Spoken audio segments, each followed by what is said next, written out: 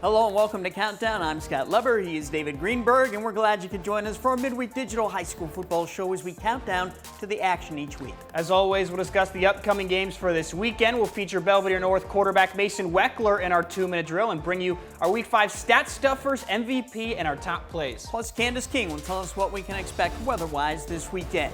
Let's begin in the Nick 10 and first give you a look at the top half of the standings. These are two undefeated teams, Belvedere North and Hononegah. Harlem is one game back at 4-1. Boylan is next at 3-2. East, Freeport, and Guilford, they're all 2-3 and all in a battle to get into the playoffs. These top four teams will be playing each other Friday night. Belvedere North will play at Hononegah in our game of the week. The winner will take sole possession of first place in the conference. Belvedere North rallied last week to beat Auburn. The Blue Thunder's most notable win came back at Boylan in Week 2. We asked North coach Jeff Beck what the key's been to his Blue Thunder being undefeated through the first 5 weeks. I just think our consistent play.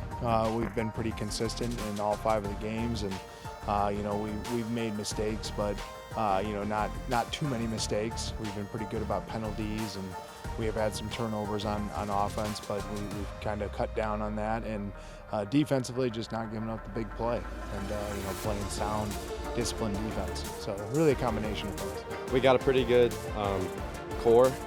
Our team is really well put together. When we find ways to come together in tough times, so even when things aren't going our way, we try not to panic. Just know that if we stick together, we can come out with a win. Coach Beck also says this is a smart team. The players really understand their assignments. I think it's more of a cerebral group. I think that our kids out there, we put a lot of time and effort in film study, like a lot of programs do. But because of our lack of size, sometimes we have to be more technically sound, or we have to be, I think it's a very cerebral group in all 3 phases, and I think that's been very beneficial to us. Well, Hononegah, like Belvedere North, had to rally in the fourth quarter last week to get a win. That game was at Boylan, and that was the first time all season that Hononegah has trailed. It confirmed to the Indians that they're a team that can play with grit and play well under pressure. We said we might get in a situation where we've got to believe in each other, and I think that's what happened. And they kind of fought through adversity there, and really tough Boylan defense didn't let us put points on the board with our offense. But fortunately, we talked about that's why special teams are so important, and unfortunately, we got it done. We haven't been down this whole season, so us being down for a good part of the second half, it really showed us our grit and our determination to really win, especially at the end. We didn't give up at all. And that's what I really love about this team. The discouraging part for Hononegah from that game was the offense didn't score a single touchdown. All credit to Boylan's defense, of course, but Hononegah is still trying to get its offense to click more consistently. We've got to really gel on offense. We've got to be consistent, more consistent offensively. And whether that is, up front, or whether that's just in consistency of trying to run the ball and pass the ball, I think that those are both things that are going to make us a better team. Consistency, that's what all football coaches want to see more of. Absolutely. You can't play good football for a quarter here and there or a game here and there. It has to be quarter to quarter, week to week. Normally, right now, we'd be joined by Tim Bailey to discuss this game, but Tim's a little under the weather and is unable to join us. So, David, let's the two of us just touch on some of the keys to this game. Sure. I'll start with Belvedere North. One key, they need to control the ball on offense. Put together those long drives that take time off the clock and keep Hononegah's offense off the field. Another one is to limit turnovers. You can't hand Hononegah the football. They're too dynamic. Belvedere North has to win the field position battle. The Blue Thunder have just the kicker to do that with Aiden Montez. He's got a boot and generally sends his kickoffs deep into the end zone. And a fourth key, don't allow the big play. Easier said than done, obviously, especially when you got guys like Bryce Goodwine and Stuart Hale. And finally, don't panic if you fall behind. Stick with the game plan and focus on the next play. I like all of those. Now, here are some of my keys for Hononegah. Start strong, jump out to a lead, force Belvedere North to have to pass to play catch-up. North wants to run the football. 2, establish the run game. Use that big offensive line to your advantage.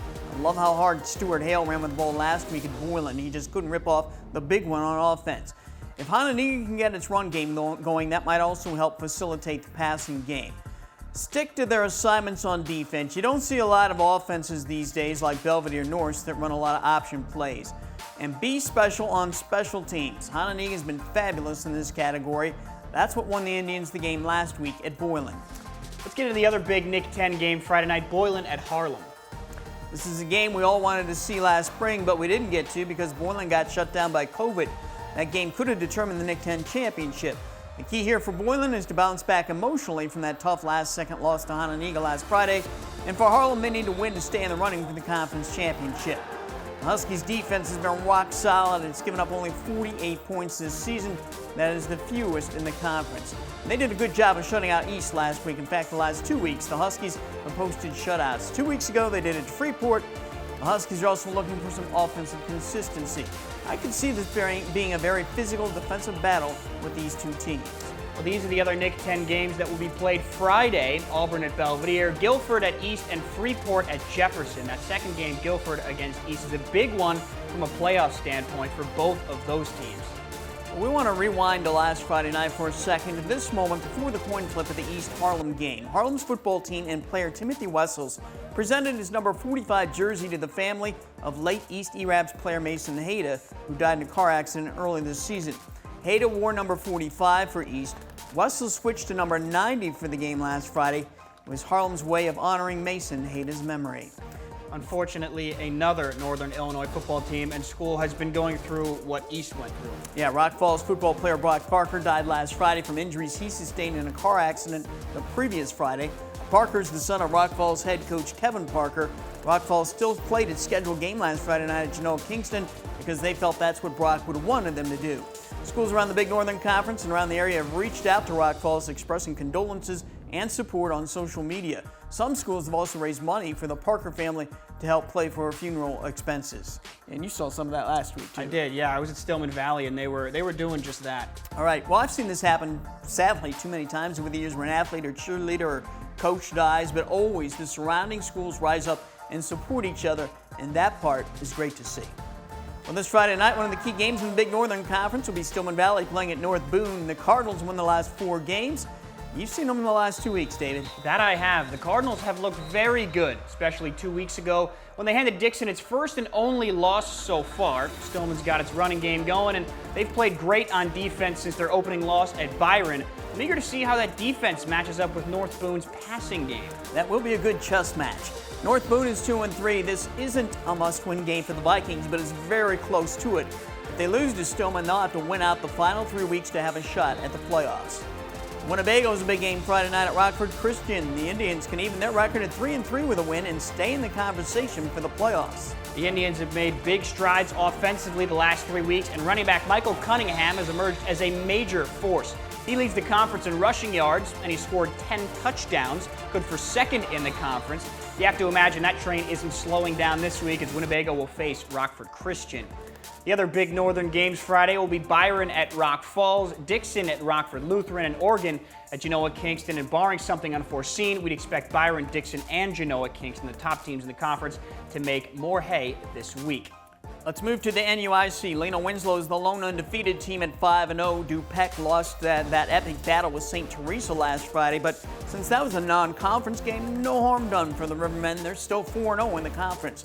Forreston is looking strong at 4-1. Fulton is 2-2 in the conference, and so is Dakota. One game we're going to have our eye on Friday is DuPec playing at Dakota.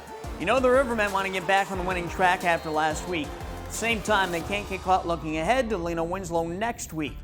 And this game is a chance for Dakota to make some noise. It would be a great time for the Indians to put things together. They're trying to make the playoffs. They do not want to dip to 2-4. And Forreston will host East Dubuque. That game will kick off Saturday morning at 11 o'clock. The game was moved from Friday night because Forreston couldn't find officials to work the game. The Cardinals don't care when they play, though. They just want to keep playing with all the momentum they've built up. Their only blemish was a Week 2 loss at DuPec. Otherwise, they've just run over teams. Boy, had they. Also in the NUIC Friday, Galena plays at EPC. Fulton plays at Stockton, and Lena Winslow will play at DePaul College Prep. Now, there's a matchup we don't see often, or ever for that matter, but that's what the Panthers could come up with for their non-conference opponent. Lehman coach Rick Aaron told me his guys are looking forward to a road trip to Chicago. it'll be a fun trip for the kids. It's going to be something different, something they haven't done. You know, over the years, we've gone into Chicago, into the playoffs, and they've been great experiences that our kids still talk about to this day. So hopefully the same holds true in this situation. That will feel a little bit like a playoff game, but it'll be a very late night for the Panthers. Yeah, they're not going to get back until close to midnight back to Lena. Unfortunately, one local football team has finished its season. Ashton Franklin Center called off its remaining 4 games in 8-man football due to a lack of players. They didn't have many kids out there for the start of the season. Now injuries have taken their toll on the team, and school officials say it's just not safe to continue playing. Hopefully they can reload next year or perhaps explore co-oping with another school, say Amboy, or someone of that ilk. In 8-man games this weekend, Amboy plays at Hiawatha, Orangeville at Milledgeville, River Ridge at Polo, and South Beloit at Aquin. That South Beloit Aquin game should be entertaining, and we're going to find out how strong 4-1 Milledgeville is when it faces #1 ranked Orangeville. Other 11-man games around the area Friday include Marengo at Rochelle, Richmond Burton at Sycamore, Waubonsie Valley at DeKalb, and Harvard at Plano. We'll get to our top 5 plays of the week and our MVP in a moment. Right now, Belvedere North quarterback Mason Weckler joins me in our 2-minute drill. All right, Mason, you're obviously a quarterback. You played a lot of linebacker. Is there another position you kind of had an itch to play? If coach ever gave you the opportunity to play it, what would that be? Oh, absolutely. It would be defensive line, like a DN. I just really wanted to be out there and just work a move on a guy and just be able to sack a quarterback. Okay, so instead of getting hit as a quarterback, you'd like to give it. Yeah, I want to give a hit. You don't have any sympathy for quarterbacks? No, well, I see it all the time on TV. They get blindsided, so I mean, I want to see how it feels to be a DN and do that. Okay. What sports are you not so good at? Have you tried anything that you just like got frustrated at and like this is not for me? I would say soccer. Soccer. I haven't really tried track, but I haven't done a whole lot of sports, but definitely soccer. I tried soccer when I was younger, and then I was like, baseball and football are my thing. So. Who's the toughest guy on this team? If you had to go to battle with just one teammate, who would that teammate be? Like who their best, like the toughest? Yeah, who's the toughest? Geez. It would be the toughest. It would be Tavion Wilson or Justino Benitez. They're just absolute animals, and they just don't care who's on the other side of the ball. They'll go after you, so. Who's the smartest guy on this team? Coach says this is a cerebral team, a lot of smart guys. Who's the smartest? If you needed some, homework advice or whatever, who would you turn to? I would say either Aaron or probably Nolan Brandon, our guard, or our middle linebacker, Aaron Winters, because they're always on top of everything. So. Do you have a favorite NFL team? Yes, Packers. Okay. And who's your favorite player? It's got to be Aaron Rodgers. Okay. Yeah. As a quarterback, can you learn anything from watching him, or is he just so unique that it's hard to learn anything from watching him play? Oh, the biggest thing from him is just the 5 letters, relax. Just staying relaxed all the time and everything go your way. So, I like that. Okay. What's your game day ritual? How do you prepare yourself mentally on a game day? Game day, basically just put the headphones in. I'll watch some film on the bus or here. I get locked in, but especially I just try to get everyone else locked in as well. Like tell them what they need to do, what we need to do as an offense on the day, and then just be able to roll. So just relax, everybody. I was going to say, they're going to need a little Aaron Rodgers on Friday night going up against that really stout It Honolulu would team. help to be a little relaxed going into that game. Yes. Thanks to Mason for playing along with us. It's time to count down our top 5 plays from Week 5. David, start us off. Top play number 5 is East defensive tackle Joseph Holloway. Just eats up this Harlem running play last Friday. Nearly a safety. Holloway, only a sophomore, has lots of upside. We like showing those big defensive linemen. Yes, we do. Top play number 4, Aquin running back Evan Brogy. He wanted to go inside on West Central, nothing there, so he bounces it outside, gets to the edge, and he's going to be gone 40 yards for the touchdown. Great balance along the sideline. Top play number 3, this is a guy who always makes our top plays. Orangeville Junior running back Gunnar Lobdell. Just too fast for everyone in 8-man football. Too fast here for South Beloit as well. Lobdell went 77 yards for the touchdown.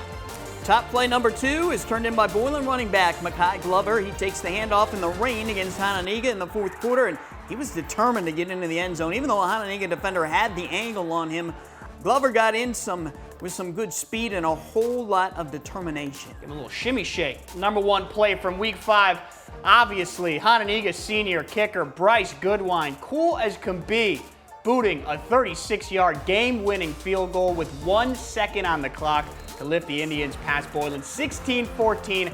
That's a kick he will never forget. That just might have won Hononegah the conference championship as well. We will see in the final 4 weeks of the season. Now for our Week 5 stat stuffers. How about the game? Dixon quarterback Tyler Shaner had 270 yards of total offense and 5 combined touchdowns rushing and passing against Winnebago. Here's that man again. Orangeville's Gunnar Lobdell rushed for 302 yards and 6 touchdowns against South Beloit. Hononega's Stuart Hale answered the bell against Boylan. He rushed for 161 yards and returned a punt for a touchdown. Trenton Taylor of Dupec rushed for 194 yards and 2 touchdowns against the #1 ranked Class 2A team in the state, St. Teresa.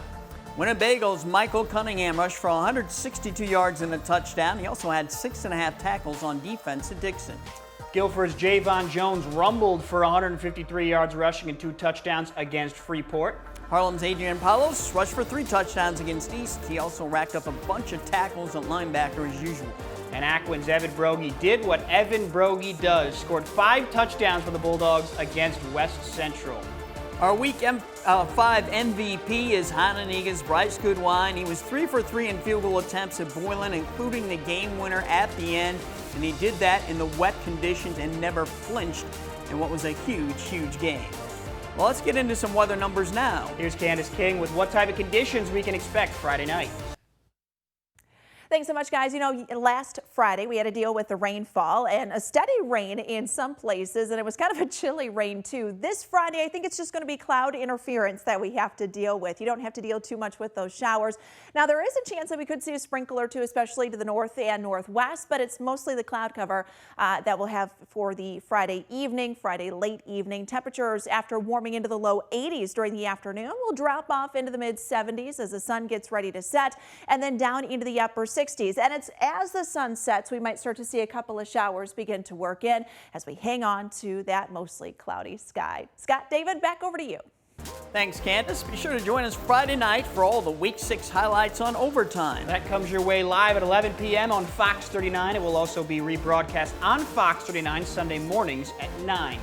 This is Countdown. Watch for it each week on our website, mystateline.com, on our WTVO YouTube page, and on social media as we count down to each weekend of action. We'll see you Friday night at 11 for Overtime.